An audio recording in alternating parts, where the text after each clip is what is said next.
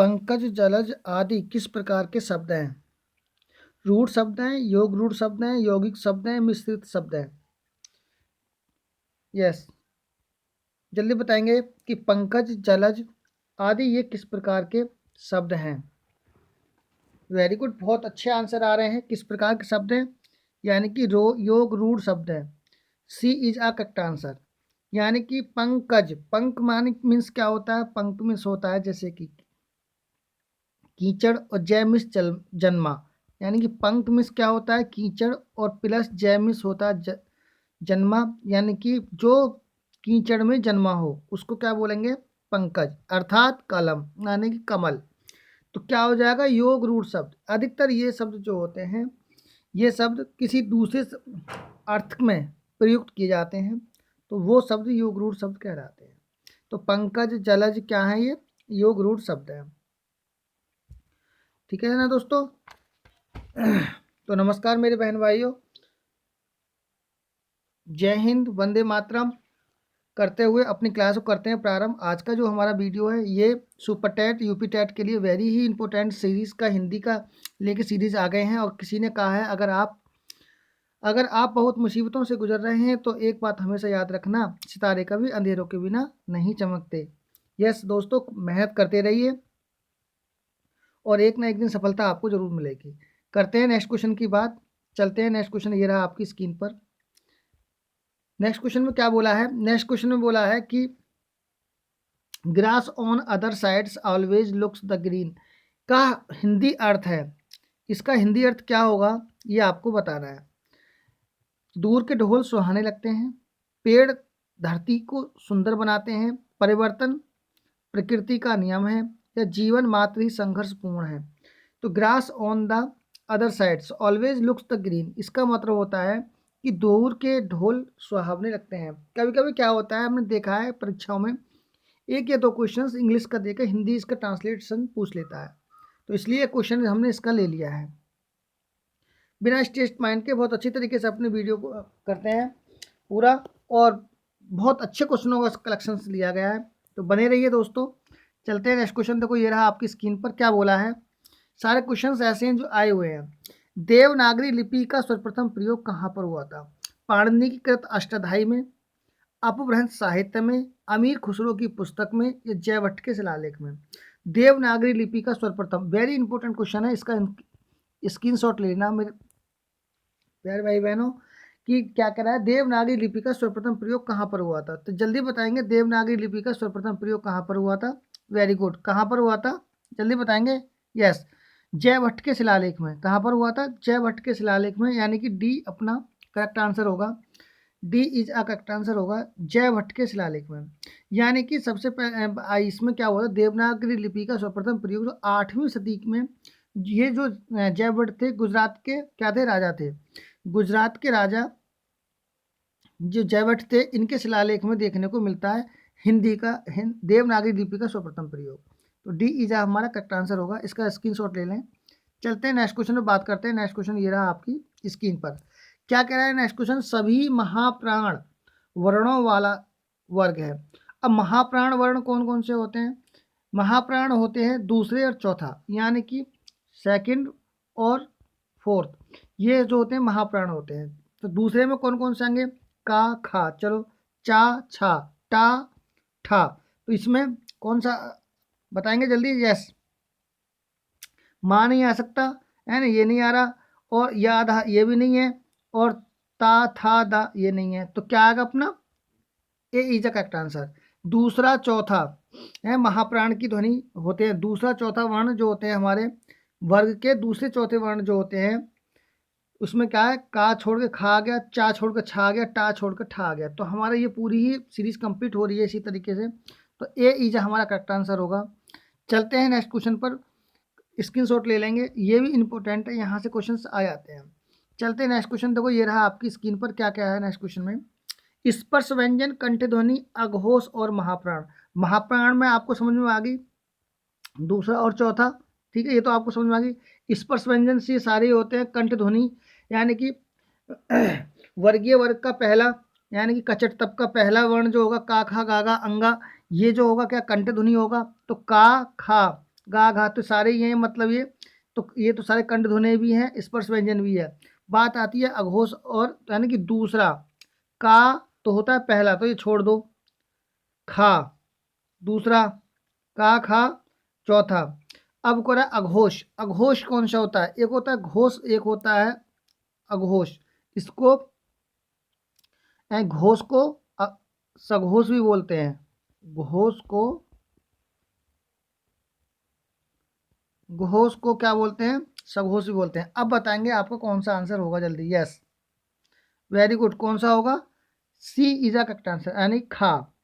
दूसरी वर्ण का पूरा कर रहा है, स्पर्श व्यंजन भी है, कंठ ध्वनि भी है, और क्या है? एघोष भी है। हैं? एघोष भी है। एघोष का मतलब होता है, अगर मैं एघोष की बात करूं, एघोष, एघोष में ध्यान रखना, पहला और दूसरा और सारे से जो भी आ रहे हैं, सारे से क्या होंगे? अघोष। यानी कि दूसरा भी, सारी बातें आपकी महाप्राण ध्वनि भी, यानी कि सेकंड वर्ण क्लियर कर रहा है, तो क्या आएगा आपका? खा। दोबारा फिर समझ लो, यानी कि स्पर्श व्यंजन क्लियर हो रहा है। आगे बात समझ में, कंठ ध्वनि ये है ही है। एघोष में क्या बताया था मैंने? पहला, दूसरा और सारे से, पहला दूसरा सारे से, यानी कि दूसरा वर्ण क्लियर कर रहा है, और महाप्राण ध्वनि भी ये है। तो क्या है? खा इज का करेक्ट आंसर, सी इज का आपका करेक्ट आंसर होगा। चल, इसी तरीके से मतलब एक क्वेश्चन में सारे ही क्वेश्चन पूछ लेगा। इस तरीके के टाइप के क्वेश्चन आजकल आ रहे हैं, ट्रेंड में चल रहे हैं। नेक्स्ट क्वेश्चन पर चलते हैं मेरे भाई बहन। बात करते हैं समीप, छोटा और गौड़ के अर्थ में कौन सा उपसर्ग आता है? उर आता है, अव आता है, उत आता है, या नीचे एक और है उप आता है। मैं यहाँ पे लिख देता हूँ उप।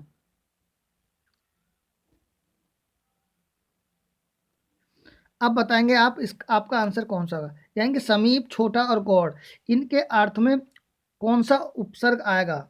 जल्दी बताएंगे। Yes, very good. उपसर्गों की संख्या कितनी होती है? मैं आपको ये बता देता हूँ, उपसर्गों की संख्या कितनी होती है? 22। अगर कभी ये पूछ लेता है कि संस्कृत में, संस्कृत के उपसर्गों की संख्या कितनी होती है?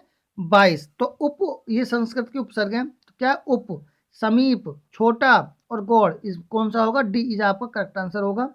यानी कि उप लेंगे, उत नहीं लेंगे, ना उब लेंगे ना उर लेंगे, का उप।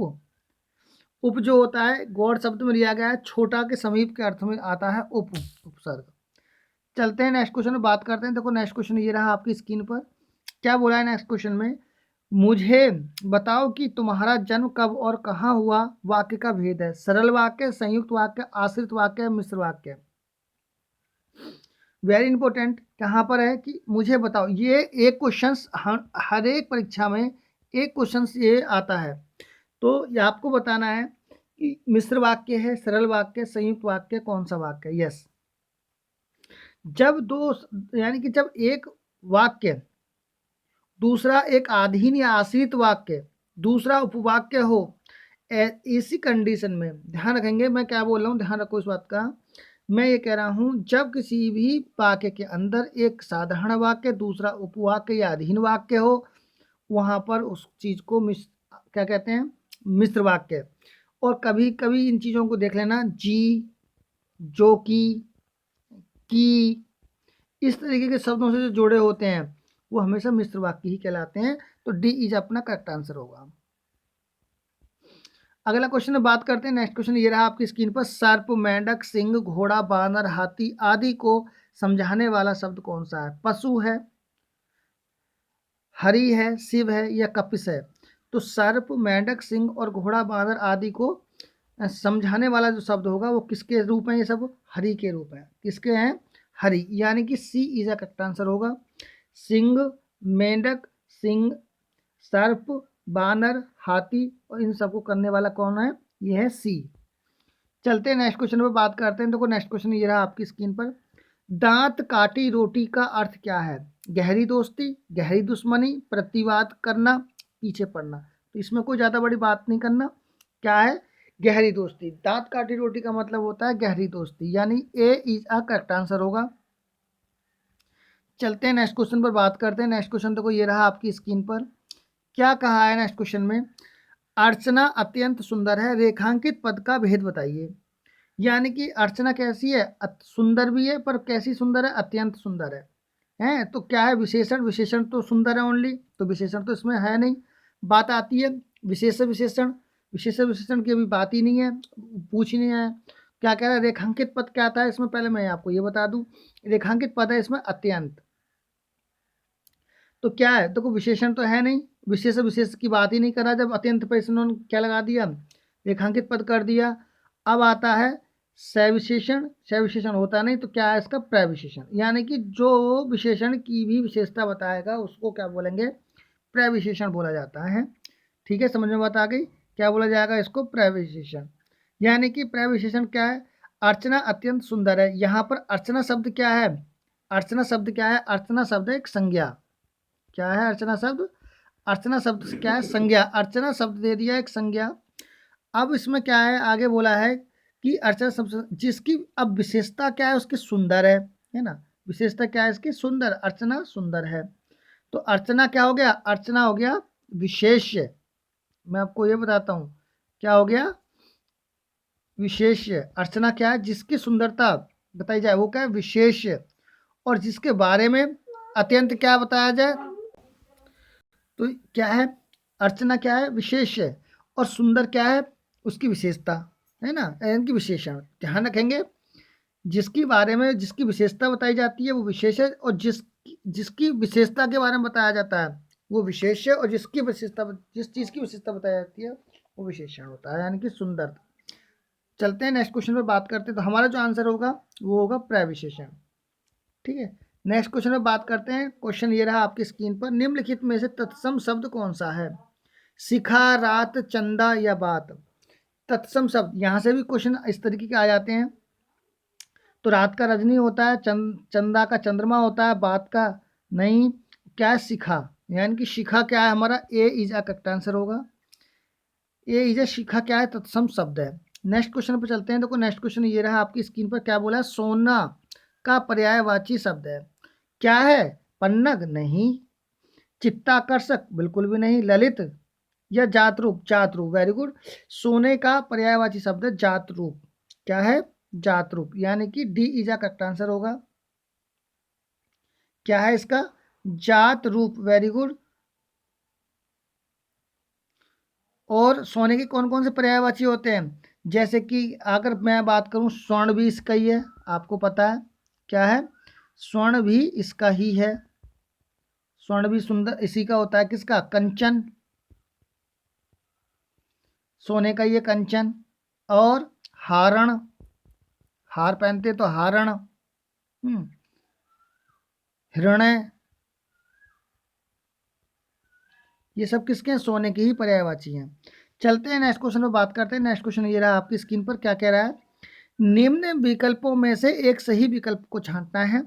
जीवन, जीवन क्षण भंगुर है, व्यर्थ नष्ट न करें, है ना, इसमें को जीवन, देखो इसमें आ गया जीवन, बी वाले में जीवन नहीं बोला है इसमें, जीवन, तो जीवन तो होता नहीं है ना, तो ये तो हमारा होगा नहीं।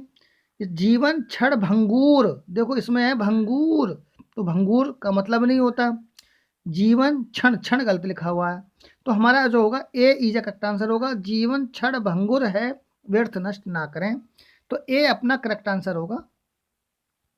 चलते हैं नेक्स्ट क्वेश्चन पर बात करते हैं। देखो नेक्स्ट क्वेश्चन ये रहा आपकी स्क्रीन पर, क्या कह रहा है, अनिश्चयवाचक सर्वनाम का अपादान कारक में बहुवचन रूप होगा, क्या होगा, किसी से, किन्हीं से, किन से या किन को। ये आपको बताना है कि अनिश्चयवाचक सर्वनाम क्या होते हैं, यानी कि किन्हीं से, वेरी गुड, किन्हीं से, यानी बी इज करेक्ट आंसर होगा। अनिश्चयवाचक सर्वनाम का अपादान कारक में जो बहुवचन होगा वो किन्हीं से होगा, बी इज करेक्ट आंसर होगा।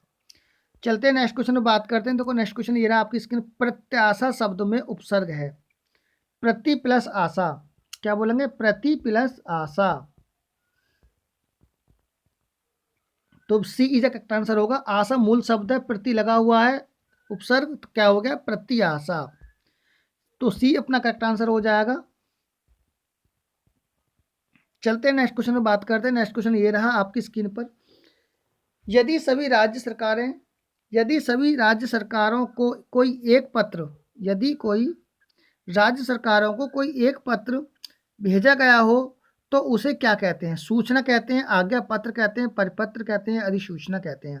यदि सभी राज्य सरकारों को कोई एक ही सरकारी पत्र भेजा गया हो तो उसको कहते हैं परिपत्र। क्या कहते हैं? परिपत्र।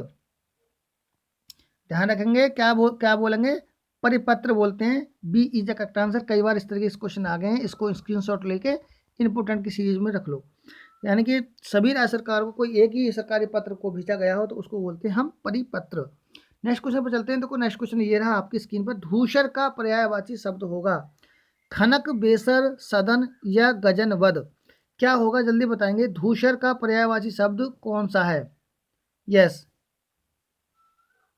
Very good. धूसर का होगा बेसर। और धूसर किसको कहा गया है? धूसर। यस, धूसर यानी कि गधा। धूसर को बोला गया है गधा।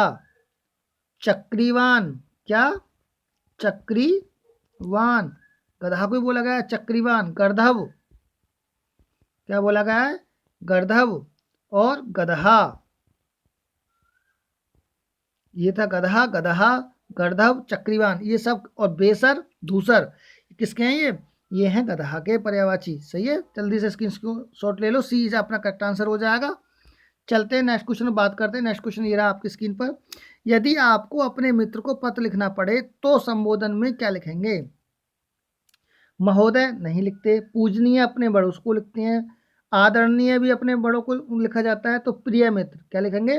प्रिय मित्र, यानी सी इज अ करेक्ट आंसर होगा। सी इज अ करेक्ट आंसर। चलते हैं नेक्स्ट क्वेश्चन पर बात करते हैं। देखो नेक्स्ट क्वेश्चन ये रहा आपकी स्क्रीन पर। क्या बोला है? कौन सा अधिकरण तत्पुरुष समास नहीं है? कौन सा अधिकरण तत्पुरुष समास नहीं है? अधिकरण में पर होता है। अधिकरण क्या होता है? ये शब्द में और पर। योजक चिन्ह में क्या होता है? में और पर। देखो वो कह रहा नहीं है, इस चीज का ध्यान रखना। पुरुषों में उत्तम, तो ये तो है, तो ये हमारा आंसर नहीं होगा। कुल में कुल श्रेष्ठ, कुल में श्रेष्ठ, में पर है। देशाटन, यह धर्म, देश, देश में आटन मतलब कि पर्यटन करने के लिए होता है देशाटन। देश में पर्यटन करना देशाटन। धर्म से भ्रष्ट, धर्म में भ्रष्ट नहीं हो, धर्म से भ्रष्ट। तो क्या हो जाएगा? डी इज अपना करेक्ट आंसर होगा। क्या होगा? D is a correct answer होगा आपका। यस, यानी क्या बोलेंगे इसको? डी, यानी कि धर्म से भ्रष्ट। तो हमारा ये सभी क्या है? ये जो है अधिकरण तत्पुरुष के उदाहरण है। बट डी जो है धर्म से भ्रष्ट, ये नहीं है। तो डी इज अपना करेक्ट आंसर होगा। चलते हैं नेक्स्ट क्वेश्चन पर। देखो ये रहा आपकी स्क्रीन पर। पंजाब में हिंदी का प्रचार किसने किया था? सदल मिश्र ने किया था। श्रद्धा श्रद्धा राम फुल्लोरी ने कहा था। लल्लू लाल ने, राजा राम मोहन राय ने। पंजाब में हिंदी का प्रचार किसने किया था? जल्दी से मेरे भाई बहन बताएंगे कि किसने किया था। यस, पंजाब में, वेरी गुड। श्रद्धा राम फुल्लोरी के द्वारा पंजाब में हिंदी का प्रचार किया गया था। B is a correct answer होगा अपना। नेक्स्ट क्वेश्चन पर चलते हैं। नेक्स्ट क्वेश्चन देखो ये रहा आपकी स्क्रीन पर। अतियुक्ति शब्द में संधि है। अति प्लस युक्ति बराबर कौन सा होगा? अतियुक्ति। तो क्या आएगा? अतियुक्ति में शब्द कौन सी है? अति प्लस युक्ति। अतियुक्ति, तो जहां यह आ जाए है, यह से पहले क्या? अतियुक्ति, समझ में बता रही है ना? तो अति युक्ति नहीं होगा। अति प्लस उक्ति, युक्ति नहीं। अति, यह आ रहा है ना, अति प्लस उक्ति। और उ प्लस ए मिला के क्या बनता है? यह बन जाएगा बड़ा उ, तो हो जाएगा अतियुक्ति। तो क्या है आपका? यण संधि का उदाहरण है ये। सी इज अ करेक्ट आंसर होगा, अतियुक्ति। नेक्स्ट क्वेश्चन बात करते हैं। नेक्स्ट क्वेश्चन ये रहा आपकी स्क्रीन पर। मुझे बताओ कि तुम्हारा जन्म कब और कहाँ हुआ था? वाक्य का भेद बताइए कैसा है? सरल वाक्य, संयुक्त वाक्य, आश्रित वाक्य या मिश्र वाक्य?